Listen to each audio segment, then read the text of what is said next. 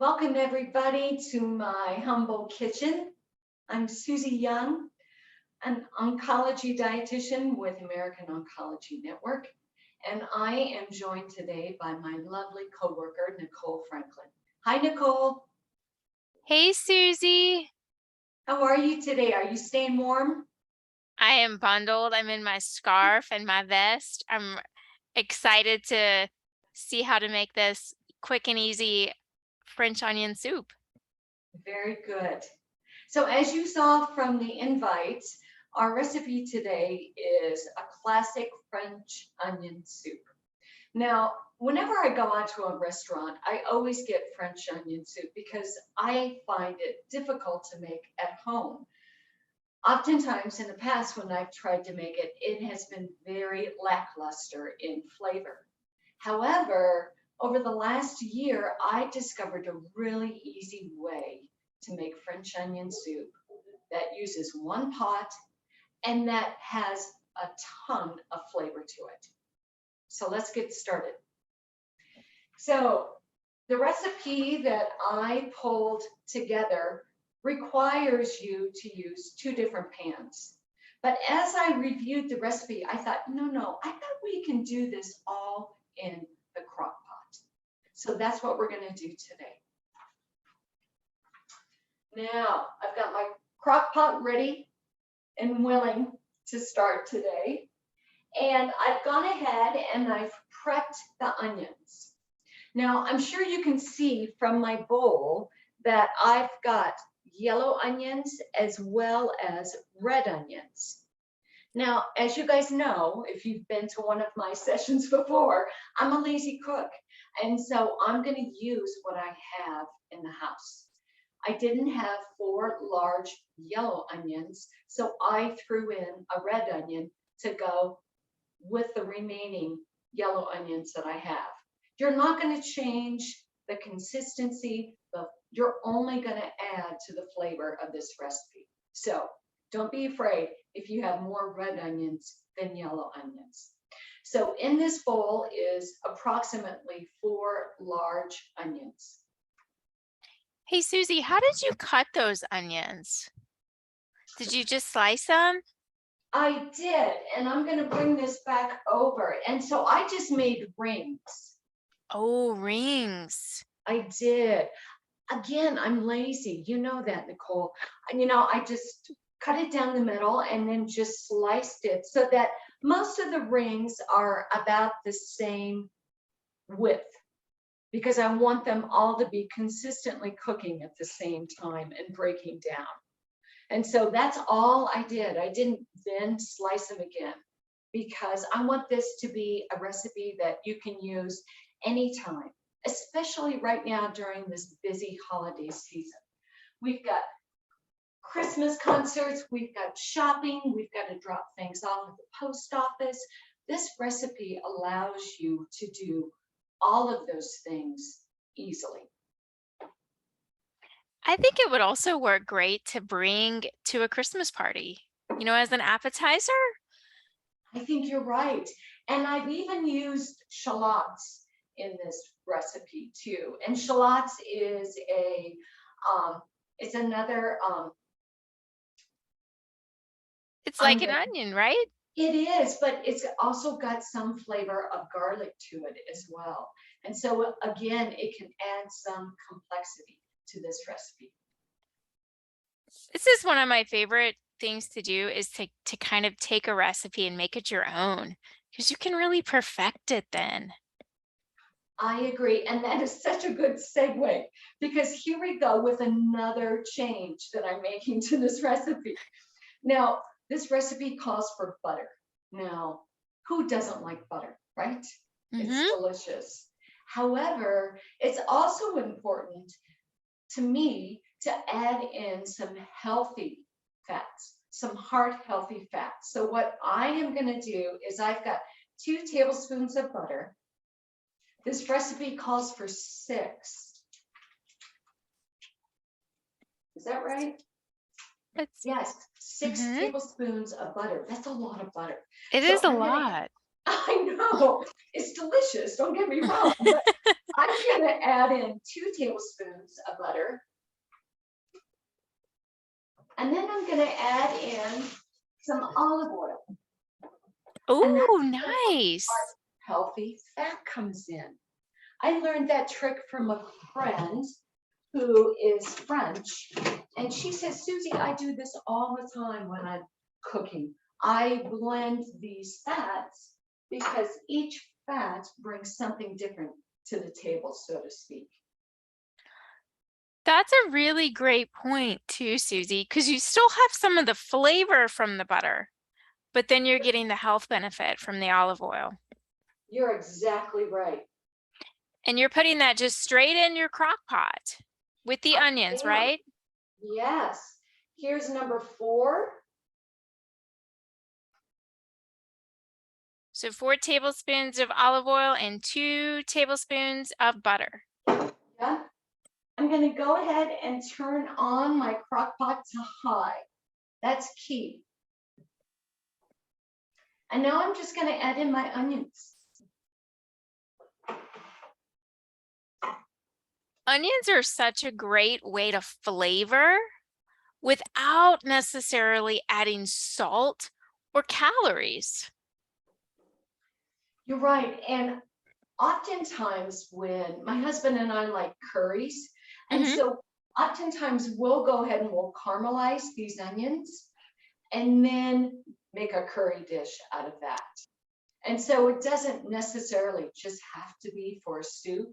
For this particular soup, you can do these caramelized onions for any dish. And if you have an instant pot, it would be even quicker to be able to do this. But I don't have one, so I'm going to use what I have. That's a great point. I didn't think about that. I tried the same little tip you were giving. I listened to you. My house was smelling divine. And Go ahead. It's an even better thing. Now I can take half of them out and do like you said, put it in a curry or soup.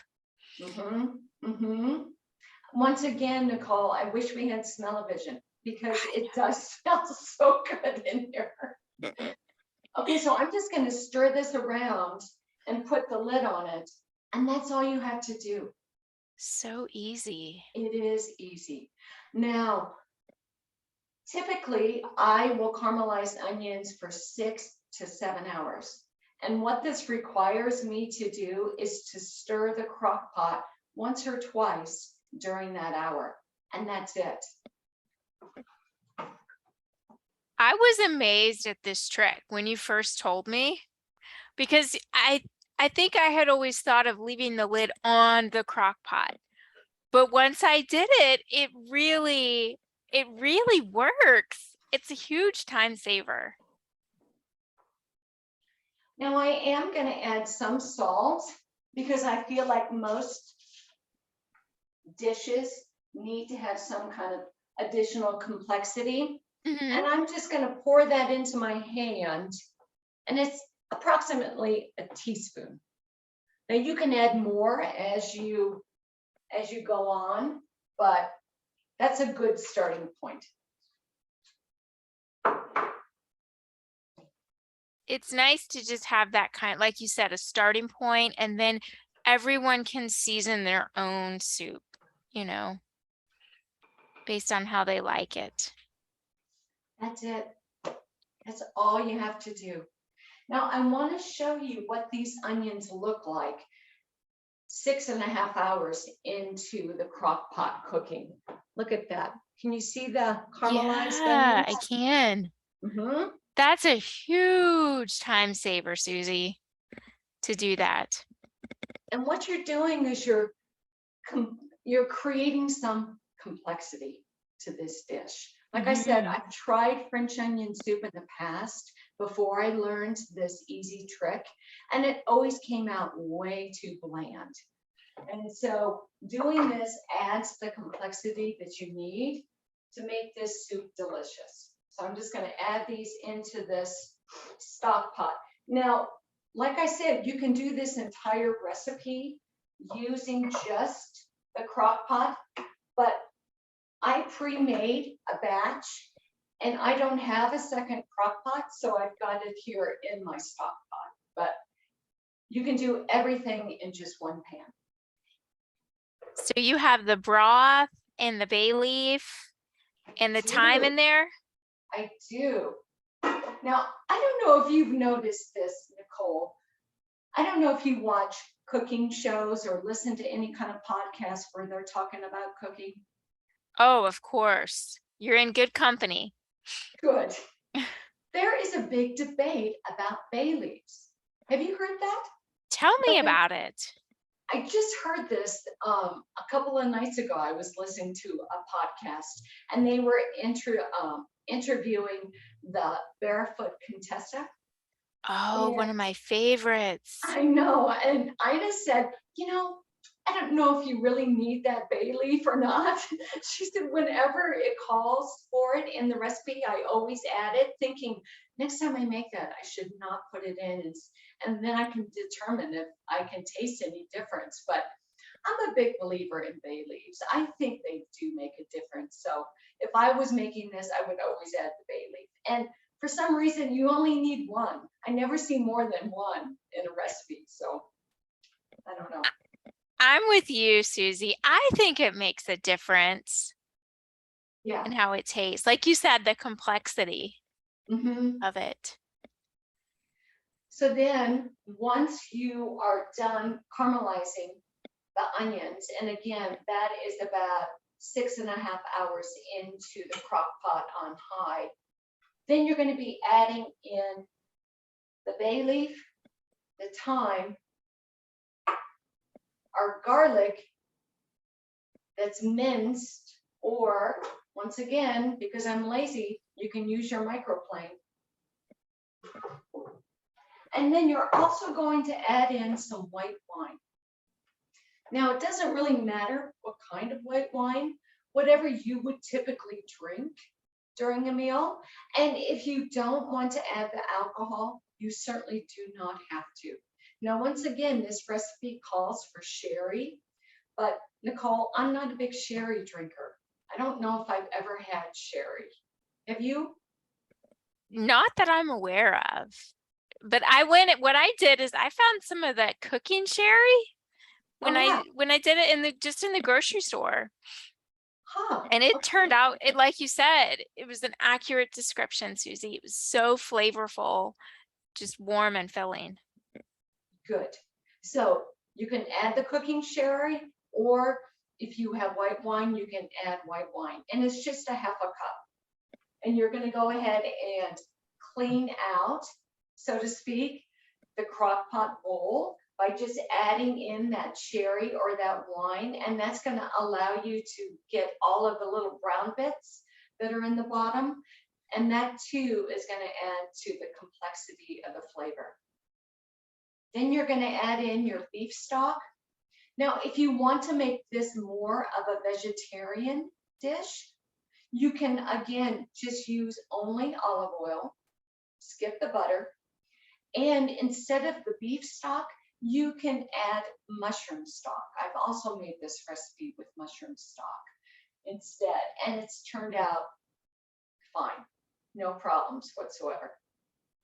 Mushroom stock is interesting. I wasn't familiar with it, and I picked up some, and it really adds a nice flavor. I know. It's got that umami enhancement to it, just like beef does and chicken. And so it's a good alternative if you're trying to introduce more plant-based foods into your diet. Okay, I think we've added everything to our stock pot, so to speak. I've just turned the broiler on. And again, you don't have to do this last step if you want to make it more of a vegetarian meal.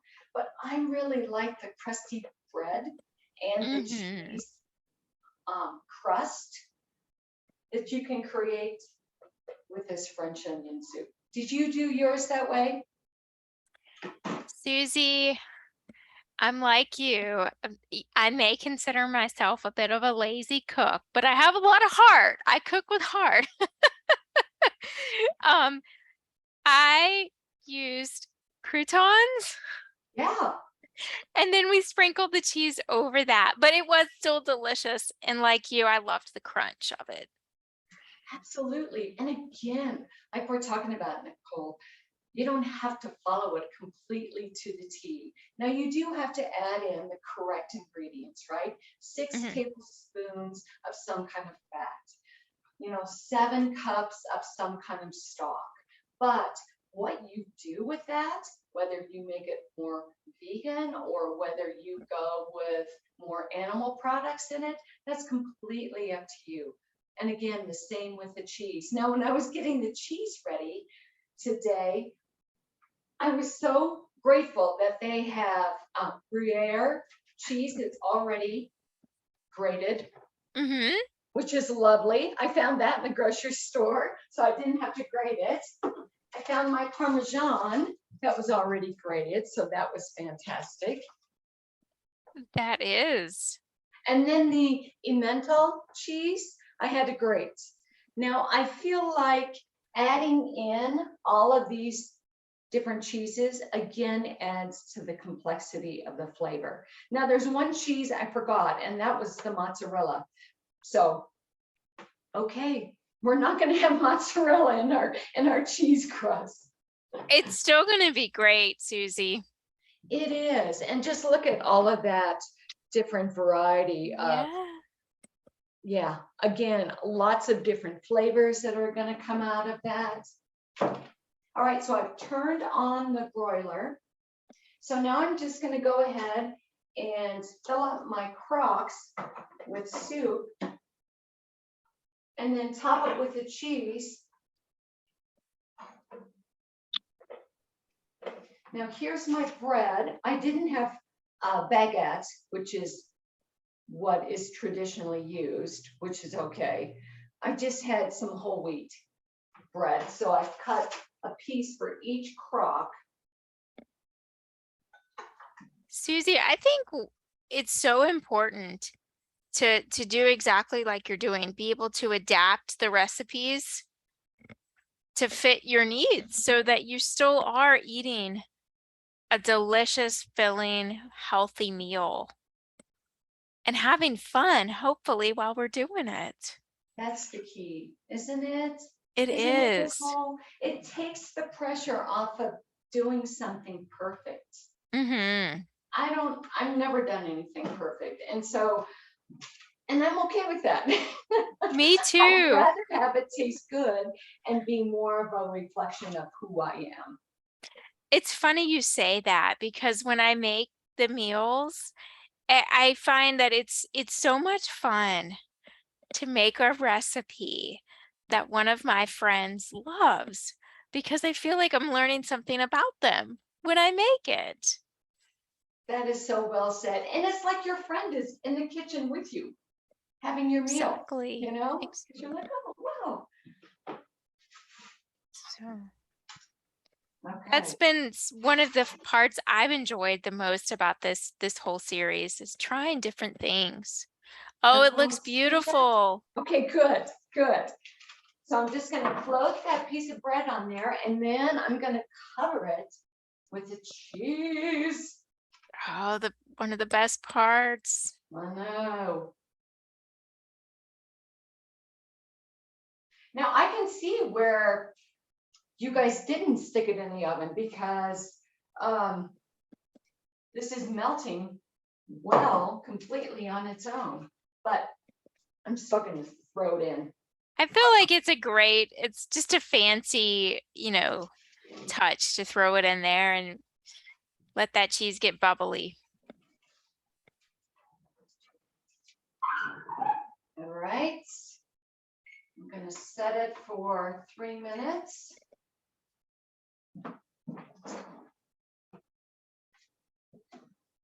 I find that when I'm broiling, I really have to keep an eye. Do you find that? I'm a scaredy cat.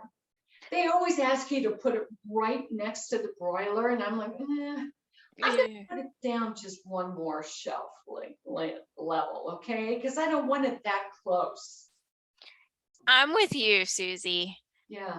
I'm not going to adjust the oven shelf either. I'll move it up one, but not right to the Yeah. oven. That's good. Moving the oven shelf more than one. That's where I draw the line.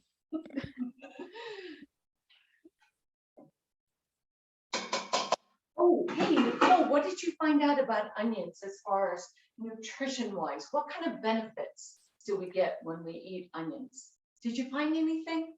I did. And one of my favorite little sayings was that an onion is a nutrition ninja.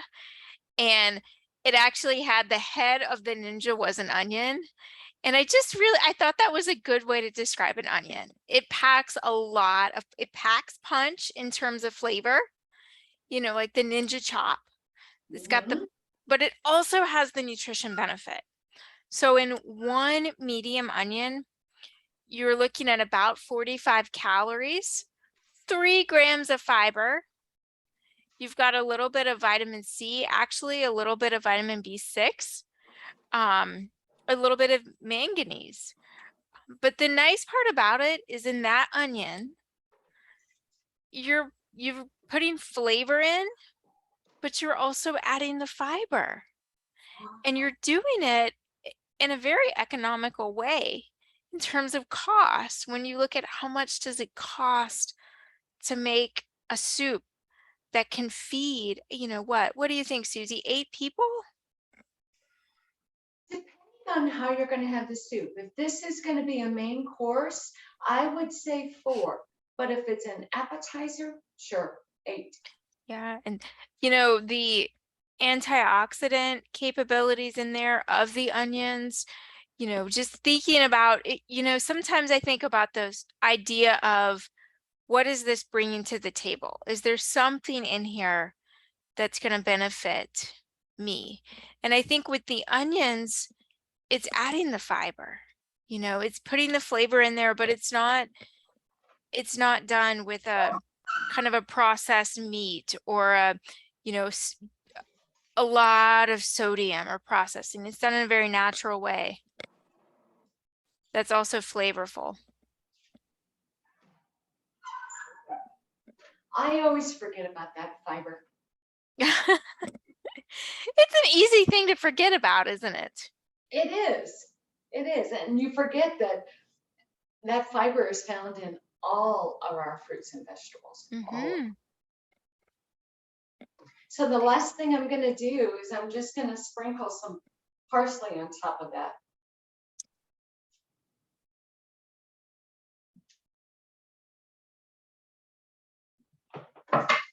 Oh my gosh, smell-o-vision.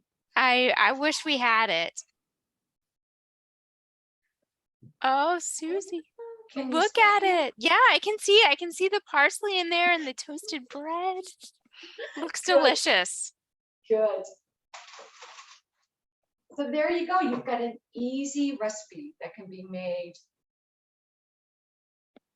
at any point. You can start it in the morning, come back once or twice an hour, stir the onions. When they're nice and tan and rich looking, go ahead and add in your stock, your wine, your herbs. You can let it sit for another 30 to 40 minutes to all blend the flavors together, and then you're done. The great part is it keeps excellent as a leftover. So I'm going to heat mine up and eat some with you for lunch. I love it. Does anyone have any questions? And I don't see any yet, but I've enjoyed cooking with you today, Susie. Oh my gosh. Thank you so much for joining me today, Nicole.